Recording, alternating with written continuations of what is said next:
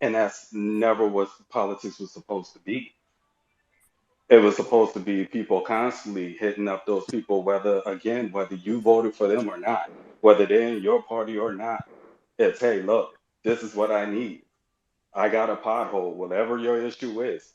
Y'all need to address that, Exactly. or And we're that going to and that keep and putting that and pressure. that and that was the whole purpose of the tweet. If you came marching in my community and you had a platform, and on your platform there were five things, then have those five things been addressed or not? And should I vote for you again? Never. Don't vote. We gotta vote. We gotta vote, people. We gotta vote, whether we like it or not. But we got to hold these people feet to the fire, even if you voted for them. Hey, my brother, thank you for your comment. Who we got next? All right, we got Divine from Brooklyn and we got Nas. Brooklyn in the house. Divine, are you there? Okay. Yeah, can y'all hear me all right? Oh, yep, we can hear you. Yeah, my phone tried to act up real quick. Yo, what up, Luke? What's up, my brother? What you I'm got for chilling. us? I'm good. I'm good. I'm good. Yeah, let me get to that right now. I'm sorry, I'm outside. I was playing some ball. Let me walk to a quiet area. So, I'm kind of glad. I was getting a little bit annoyed with all the people that went before me was essentially the same ideology, but I'm glad that they were because when you ask the question of why did your tweet cause the firestorm that it did, the one thing we got to look at is not the firestorm itself, but who did it cause a firestorm with? And so when you look through that tweet, what you're going to see is a lot of very, very recognizable names. And when you look into their ideologies, what you find is a whole bunch of Democratic shills with blue checks. And so Bingo. what that tells me is this, and here's the reason why. And this is why I'm glad all the people went ahead of me. Because when you ask that question of, oh, what's the five things that this administration has done for black people? What promises did they make? The reason why the firestorm comes is because there's not even one that they made specifically to us that they have kept, and they know that. And that's the reason why Biden's numbers with black Americans are in the tank and only sinking because they haven't done shit for us. And so when we heard this parade of Democratic loyal and Democratic faithful people that went before me, what you heard was a lot of invoking the ancestors, a lot of, well, we got to build coalitions, a lot of black symbolism. He put black faces in high places, and well, the Republicans ain't gonna do shit. And so, unfortunately, because of black Americans, and we are reserved American freedmen on the black American grassroots. The American freedmen have always been in between that rock and the hard place in politics, where we had to choose between the white supremacists in the right wing of the party, of the political ideology, versus the left wing that are also white supremacists but want to erase us with POC and BIPOC and with a smile.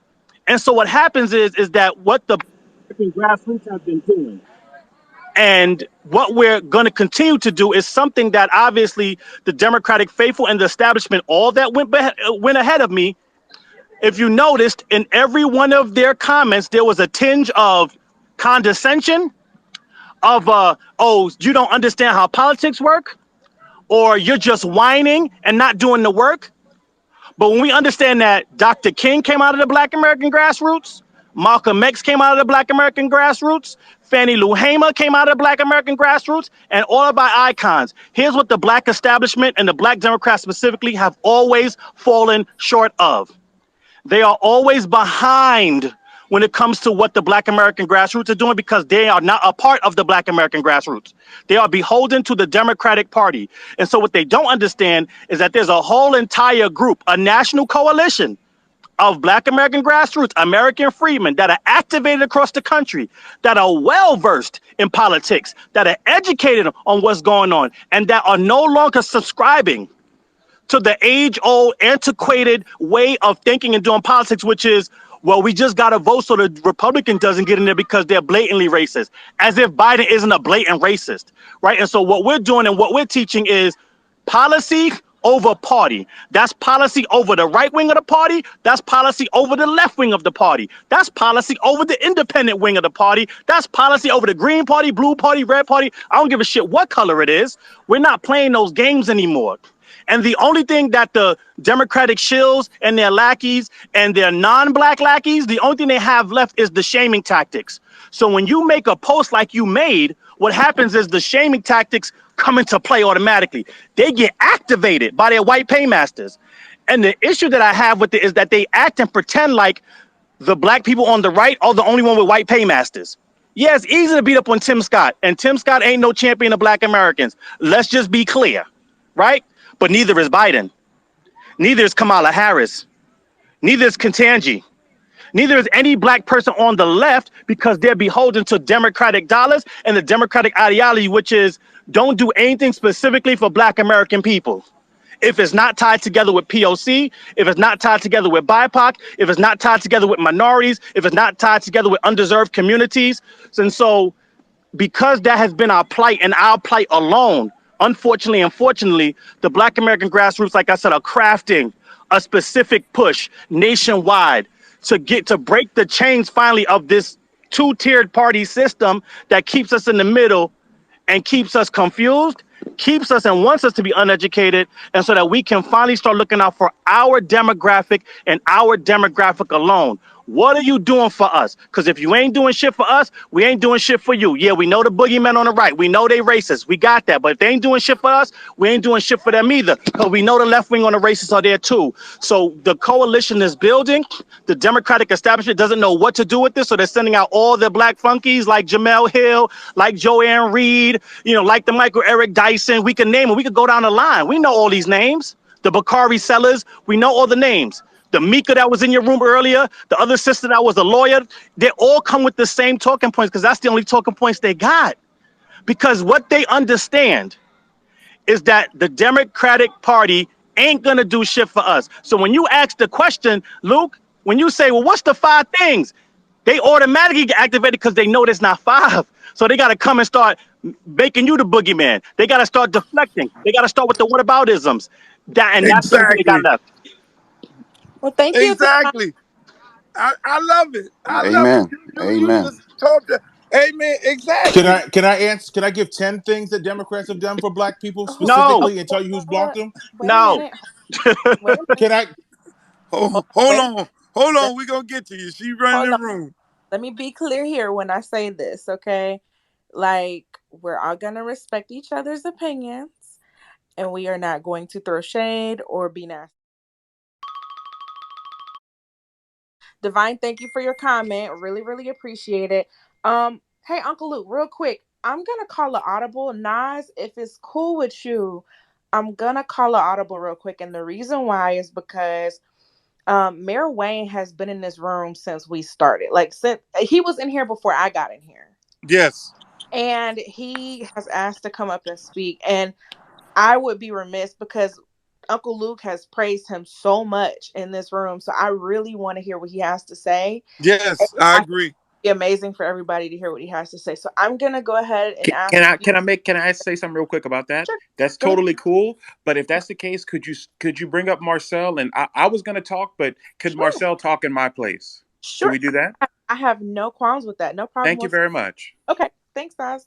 Hmm. Mayor Wayne. Hey, good evening, everyone. How's everybody doing today? Doing great. How you doing, Good, man? good. I thoroughly enjoyed this conversation. I just love our Black people. I just love our diversity of thought. I love our passion as relates to us and solving our issues. But I'm going to try to be as concise as possible as relates to the question that was raised. Before I get specifically to the answer, I'll just give this preface. Um, I am a Democrat. I always support the Democratic Party. However, I think I would have some credibility to say that I'm not a token Democrat. I don't just fall in line with what the Democrats say. In fact, I challenged the system. I actually ran for president during the primaries as a Democratic candidate, as a mayor. People thought I was crazy, but I brought up a lot of issues that ended up being a part of many of the mainstream candidates' platform. But to get to the question, has this administration done anything for Black people? I think it will be disingenuous to say that over the past 2 years, that Black people have not benefited in any way from any policy that have come out of the Biden administration. I think what the challenge is that there are few prescriptive solutions specifically for Black people that the campaign has been able to accomplish. There has been a couple. I don't know if it was 5, but I'll try my best to at least say how Black people have benefited, and I'll try to conclude with some other remarks. As it relates to benefits of Black people that also other communities have benefited from. The CARES Act benefited all Americans, including Black Americans, especially in a time that it was needed in response to COVID-19 and the impacts it had to us medically, health-wise, as well as for the economy. The Infrastructure and Jobs Act benefited all Americans. But I will say, out of that Jobs Act, that there is at least one prescriptive solution, meaning that by policy that the money is trying to address, and that is in the Reconnected Communities policy as relates to how interstates across this country split and just broke up and ravished Black communities, like down here in South Florida, I-95 cut straight through Overtown and many of our Black communities across the country. There is specific dollars that municipalities and counties can get from the Infrastructure and Jobs Act's bill to remedy many of the connected issues as relates to how communities were cut off from the rest of the communities. But it's incumbent upon your local municipality to take advantage of that funding. But dollars are there.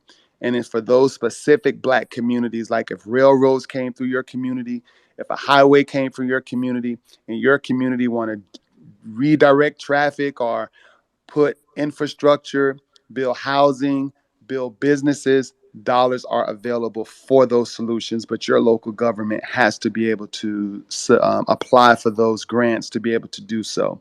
So I can say that was one. Many of the speakers have specifically said and called out the fact that he's appointed a Black female to the Supreme Court. That was one promise that he did make that did come to pass. And as well as funding for HBCUs, over $5 billion have been committed to HBCUs. So those are 3 specific examples that I would say that this administration has done for the Black community. Now, one thing, in all candor, the president can only do so much. He has some executive authority that he can do from his office, but to do any major legislation like reparations, improvements to healthcare, improvements to most of the things that would impact directly the Black community, the president or any president, whether it's me, whether it's Kamala, whether it's Biden, whether it's whoever, is going to need the support of a cooperating Congress, especially on those items that require 60 votes from the Senate. So Congress passed the George Floyd Act. It got to the Senate. The big hiccup was qualified immunity. There was not enough votes to remove that. That's why that bill did not pass. So if we're going to blame the failure of the passage on Biden, I don't think that would be fair. Now, the problem is West Virginia and Manchin and those others who didn't vote for it, who should have voted for that act. But the president was behind that. When we talk about where we are as a people, do we just vote Democrat? I think as a people, we have to start focusing more on policy. Democrats cannot win any major election without the black vote. The problem is that what are our black issues and solutions that we all want collectively?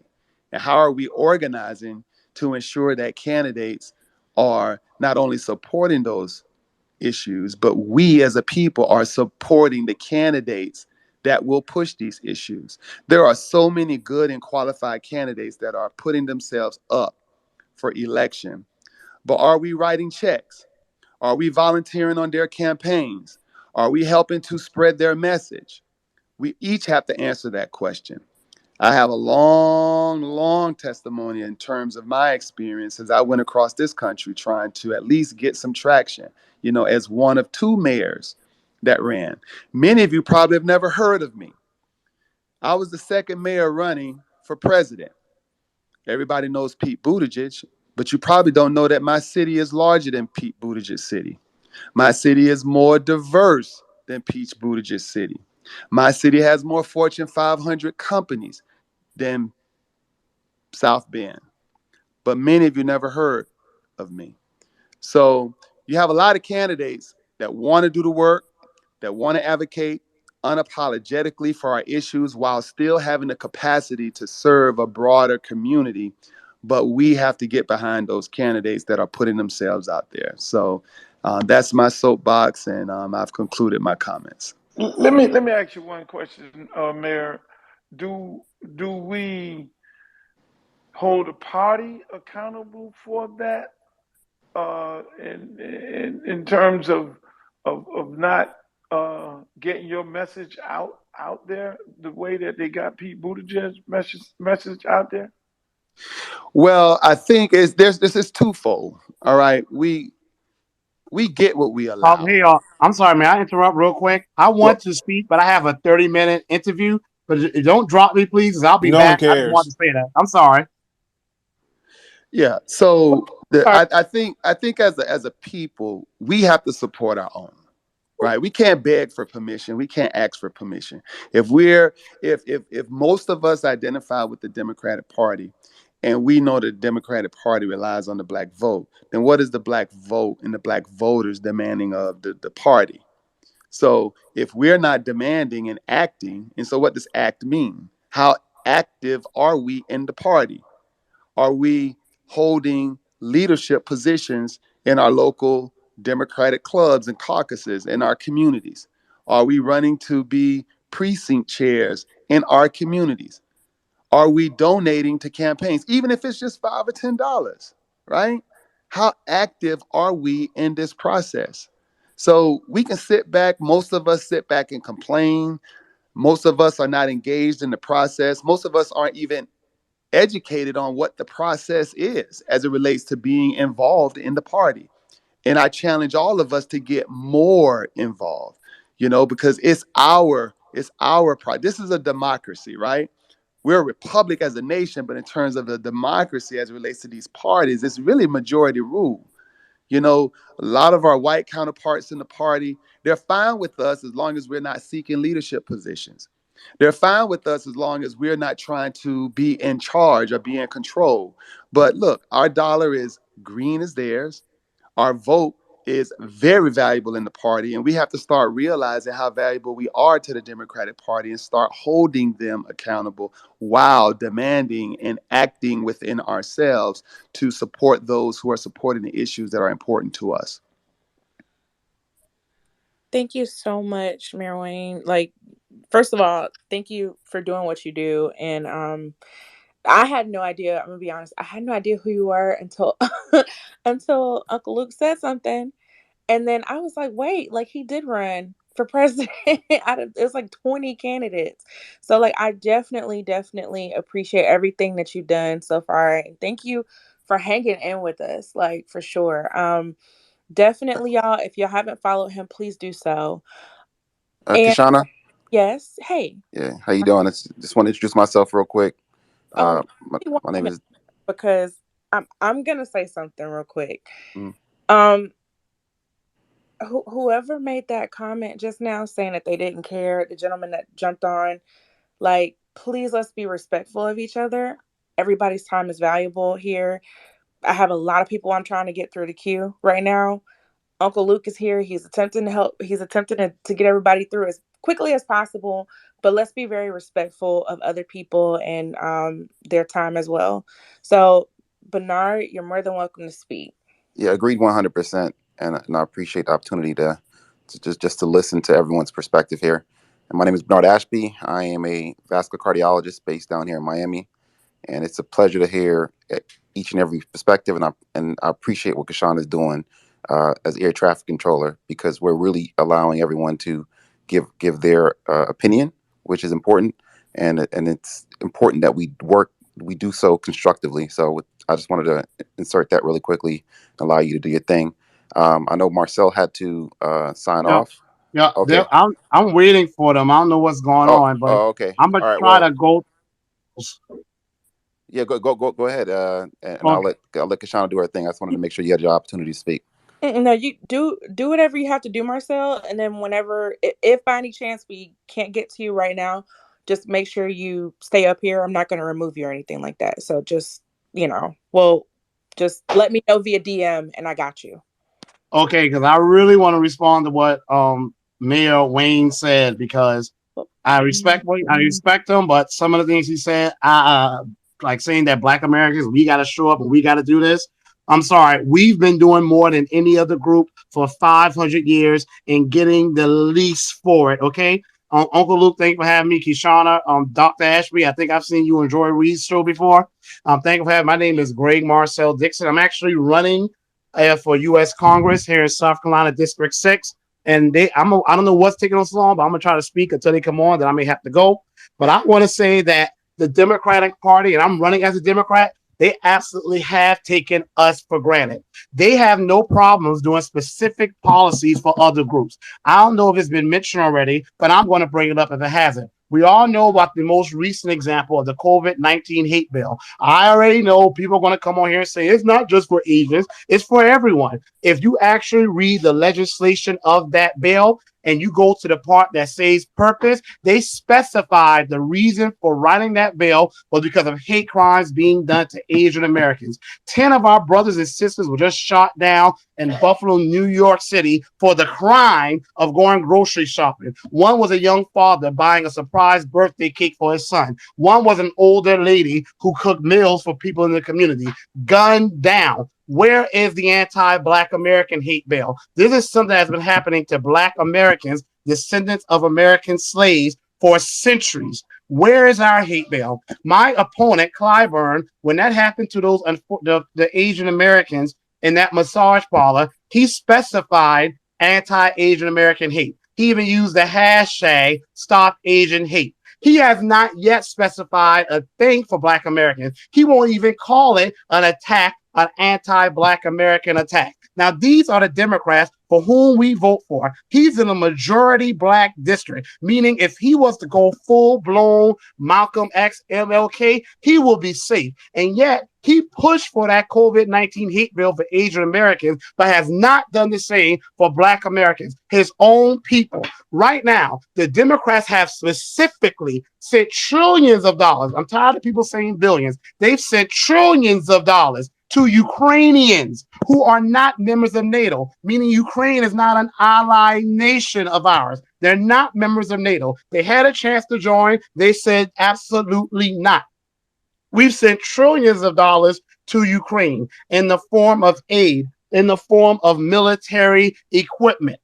Black Americans have gone through far worse atrocities than what the Russians are supposedly doing to Ukrainians. Not 1 cent has been given to us for the 15 million acres of property that has been stolen from us via lynch mobs, via partition sales, via discrimination by United States Department of Agriculture. And yet, since the 1960s, Black Americans have been the most loyal Democratic voters. And since the 1960s, our home ownership rates have dropped. We own less homes now than we did during the days of Jim Crow. We own only 1 million acres of land. 1 million in a nation we built. An illegal immigrant can hop the border, and in a year or two, they will have more wealth than Black Americans who have been here since the 1500s. If you really want to go back, Okay, we Mr. have a unique history in this nation that requires unique policies. America had no issues doing that for Native Americans. They didn't just say all Native Americans. Different tribes got different settlements, got different policies. Holocaust survivors got reparations. The only role we played in the Holocaust was stopping it. My great-grandfather is a World War II veteran. He's still alive. He helped stop the Nazis. When he got back to America, the GI Bill gave trillions of dollars to white American veterans for them to get homes, for them to get businesses, pensions, healthcare. He didn't get a dime. Okay? The Japanese Americans were thrown into internment camps during that same period of time, World War II. Japanese Americans got reparations specifically for them. There is no reason why Black Americans have not gotten ours yet. People say the Democrats need more votes. That's BS. They had the majority. They had the House, the Senate, and the presidency from 1961 to 1969. They had it again from 1993 to 1997. They had it again from 2009 to 2013. They had every opportunity to do specific policies for Black Americans. They had the House, they had the Senate, they had the presidency. And now here they have it again. Other groups get policies, all we get are excuses. Enough is enough. No other group will go through the level of neglect and abuse from which Black Americans have experienced at the hands of the Democrats and still keep voting for them and making excuses. Now, I'm running as a Democrat, but let me tell you, I'm not going to be in any relationship where people are going to tell me what I can say or who I can and cannot criticize. That's not how this works. You don't tell me who I can criticize or what I can say when you will not even be in power if not for my people. If my people put you in power, my people will take your ass out of power. And if my people put you in power, we can say to you whatever the hell we want. So, Luke, you have every right to criticize the Democrats. You had every right to ask your question. I'm sick of when our Black celebrities, we criticize y'all for not speaking up on our knees. We criticize y'all for not speaking up on our knees, but then when you do speak up, you get the coon sellout class who comes out, and yes, I mean, I say, I'm sorry, Keyshawn, I know you said be respectful, but you get the sellout class that comes and tries to make you feel guilty for asking a legitimate question. Yet, illegal immigrants are marching down the streets as we speak, holding signs saying undocumented and unafraid, meaning they know they're in our nation illegally, which is technically a crime. And if you have a job, you are committing a felony because you're not authorized to work in this nation. And they're saying, hell with American laws, we're going to do what we want to do. Those same people will go to people in Congress and say to them, what are you going to do about dreamers? What are you going to do about citizenship? People who are not even Americans, who did not build the nation, who can't even vote. They have no compunction about going up to the elected leaders for whom they didn't vote for and saying to them, what are you going to do for me? I am a Black American. I'm a descendant of American slaves. If people who are in this country illegally don't have any fear about doing it, you damn better believe I'm not going to have any fear. We have to start demanding, and I'm going to land right here. Marcel. Thank you. Shit, I'm sending my check. God damn it, I'm voting for Marcel. Y'all send your check to Marcel. We need hey. So Y'all know a lot of y'all like AOC. I like Marcel. Go So up in there and shut that shit up. tell them what district you're running in again and who you're running against. I'm running in South Carolina District 6, and I'm running against incumbent James Clyburn. And I just want to say real quick, Keisha, I want to land here. I appreciate what Mayor Wayne said, but I'm going to reiterate my point. Black Americans have organized more than any other group. We wrote the damn bill. We are the blueprint of organizing. We built Black Wall Streets without a penny in our pocket. We built Black Wall Streets by having to fight off lynch mob, no protection, burnt to the ground, flooded, eminent domain. We practice group economics. We were the only people protecting our people. Ain't no one ever protect us. How much do you tell us we need to give before we deserve to get what we are owed? Stop telling us we're the problem. Tell the Democrats they are the ones we elected to solve the problems. Tell them to do their job. South Carolina District 6, Greg Marcel Dixon. I'm running against incumbent James Clyburn. I'm running on a reparations platform. My slogan is Repair Black America to Fix America. And I am not being nice about it. My man, love it. Marcel, we definitely appreciate your time for sure. Bernard, thank you Yes, sir. so much for co-hosting. My pleasure. Thank you so much for helping. Uncle Luke, if you want to reiterate your question, Bernard, I know you were saying something prior to this, and if you want to continue from there, we can. And then we're gonna go with Kirsten because she's been waiting so patiently for us to like get to her. So Yeah, I think it's a good time for uh Luke to just kind of refocus the room here and just reintroduce your uh tweet and exactly what this room's about, and let's move on forward. Ladies and gentlemen, I'm so happy that we're all in this room here. And I guess, I started it by my early morning tweet. And if you are not following me, I just basically asked a two-part question. Give me 5 reasons why black people should vote in the next election. Period. Never said not vote, why we should vote. And I'm just asking why we should vote. The next part of the question was give me 5 black promises that has been fulfilled by politicians in the last election, mayor and president. That started a firestorm. All of my good friends, Jamel Hill and Joy Reid, and all of my good people, they all lost their mind, and all the usual suspects, and they tried to change the narrative.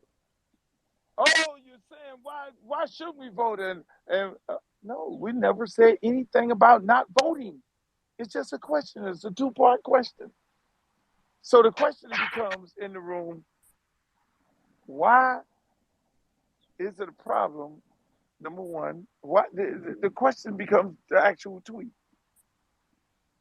and that and why do we get bent out of shape when we hold the people who we elect accountable?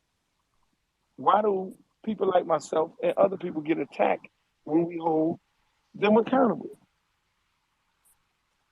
In the frame of just asking the question, and that's where we at, ladies and gentlemen. So we'll go from here. Yeah, Who's up next? yeah.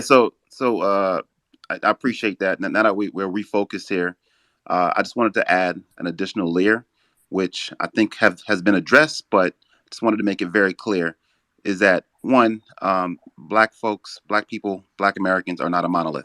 We are a heterogeneous group, and one line of demarcation is class, and which has always been an issue within our march towards liberation, civil rights, equality, whatever you may call it. That has been a clear demarcation. And I did put a post here from Pascal Roberts, who talks a lot about this.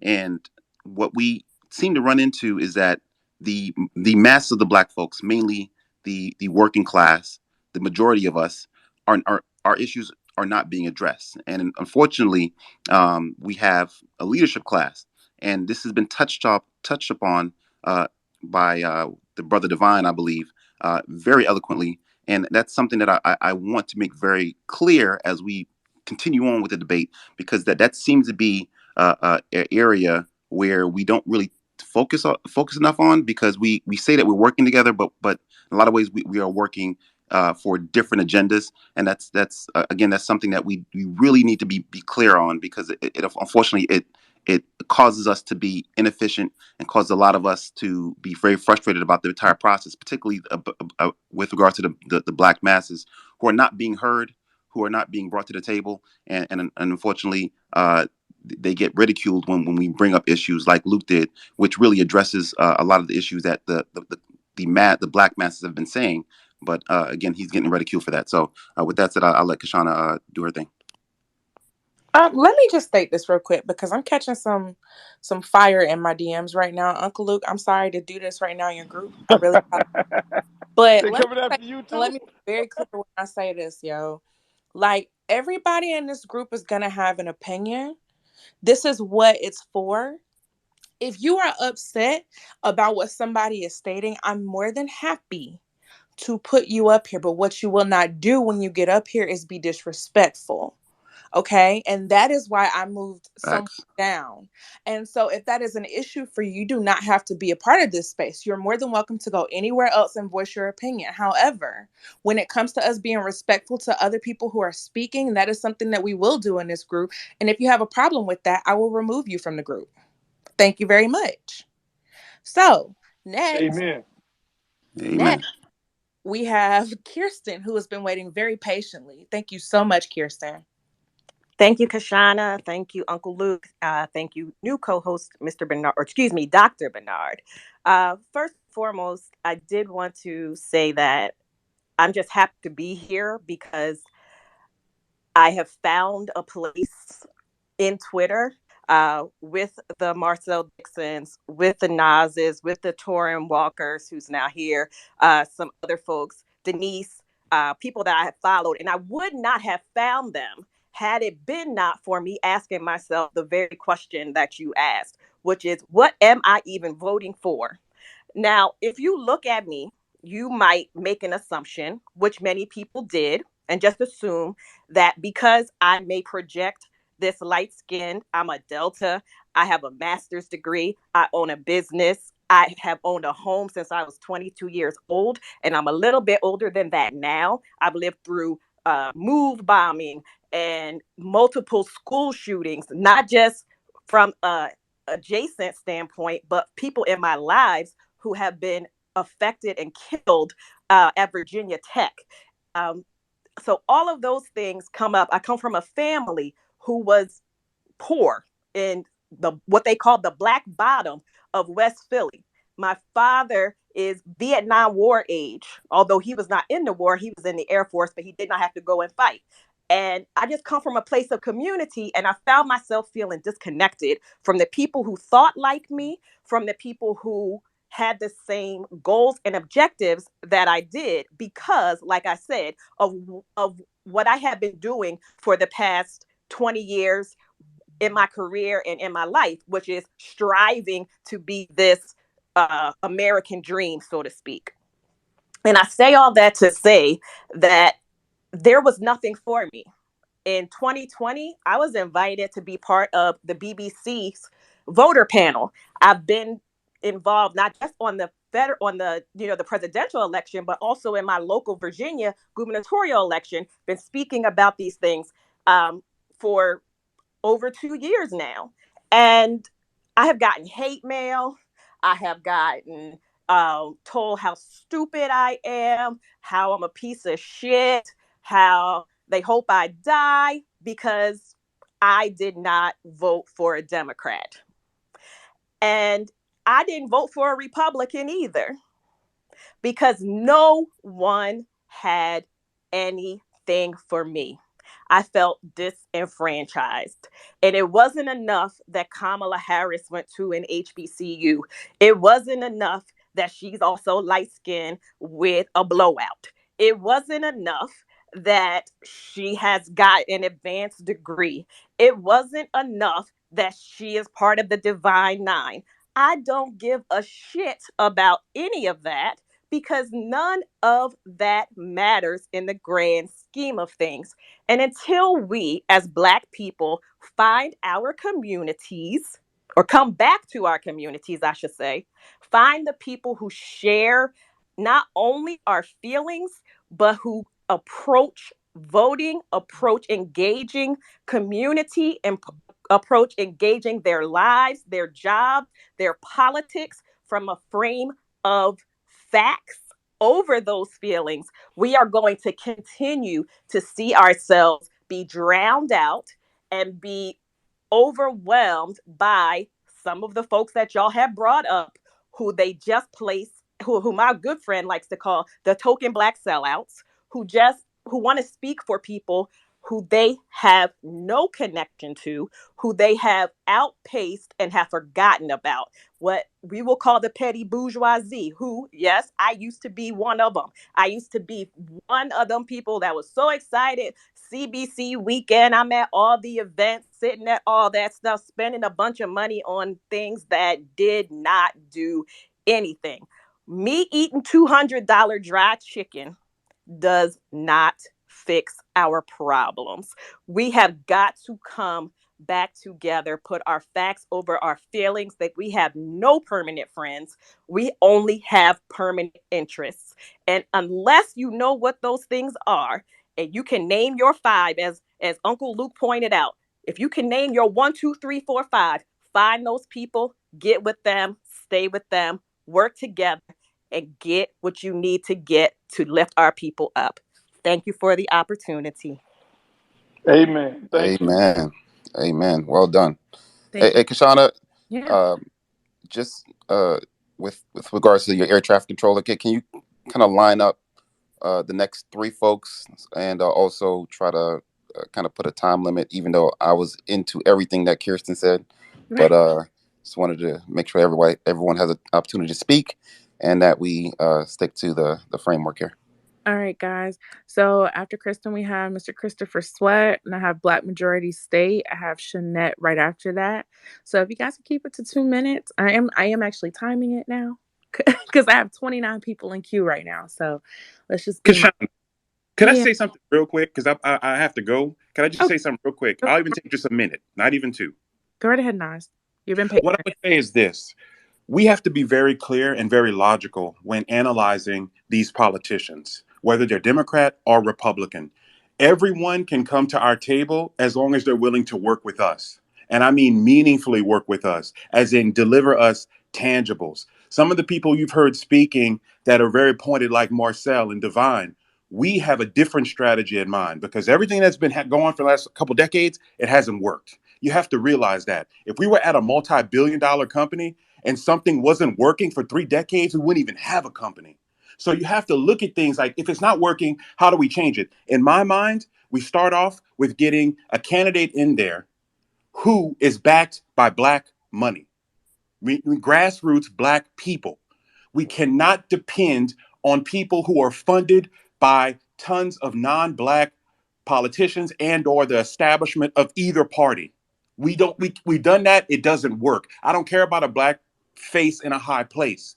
We need to take action. So Marcel is one person, but we're trying to get other people too. And we're putting all our efforts behind him. And after we get him in there, we want to get somebody else and then somebody else. And people say, oh, one person doesn't matter. One person does matter. Look how Manchin and Sinema can just shut things down whenever they want to. The difference is we need a Black American in there who's going to shut things down for Black Americans in our favor. And once you get that one person, then you want to get 5 more, 10 more, 20 more, 30 more. And one thing that was really upsetting me was early on, people were trying to trick y'all with this percentages thing. They're like, oh my God, we're 14% of the population, but we need 51% of the. There's 100 people in the Senate. We have 30 million Black Americans. Okay? You know what I'm saying? So you telling me out of 38 million, we can't find 100? We can't find 50? 51? And in the House, what is it, like 400 and something? I have it written down somewhere. We can't find 600 people, 535 people in 38 million people. We can't find enough. Okay, so don't let people trick y'all with the numbers. And I like Uncle Luke's question because it was very to the point, and people exposed themselves. He asked a simple question. All you got to do is answer it. And if you can't answer it, be honest. Because Black Americans, we've always been as honest as we can be. Somehow, after they killed our leaders, something got broken up. And that's when I think we got co-opted politically at that point, because they took our figureheads. They took them, right? Because Malcolm X, Martin Luther King would have never let them. I'm Go going to ahead. wrap you up right there. Okay, that's cool. I did say a minute. My bad. Thank you. You said some All right. pointed Thank things. y'all. And to be clear, it's not a conspiracy theory about what happened to our Black leadership class then. It was a deliberate campaign. And it's important that we look at the evidence, we look at the history that gets obscured, right? And it gets caught up in these framed debates. And the more we learn about our history and the actual going happenings in our government, our foreign policy, domestic policy, it becomes so apparent. And so I appreciate you, Nas, and I appreciate you even more, Kashana, for organizing these flow of thoughts here, because you even got to check me because I could talk forever. And go ahead, Luke. It's all good. Yeah, Christopher? You're on point, and that you're on point especially from the standpoint of putting money into the campaign of black people running for office. That is something that we have been doing here, especially when it comes to our school system. We have been we have, some of our elected leaders. We definitely go out and do fundraisers for them because again, if the special interest groups of white people put the money into the campaigns of African Americans, then they're gonna control that seat. It's just that simple. Facts. And one last point, I want us to also reintroduce the concept of Black Power, not Black political power, not Black economic power, Black Power. Period.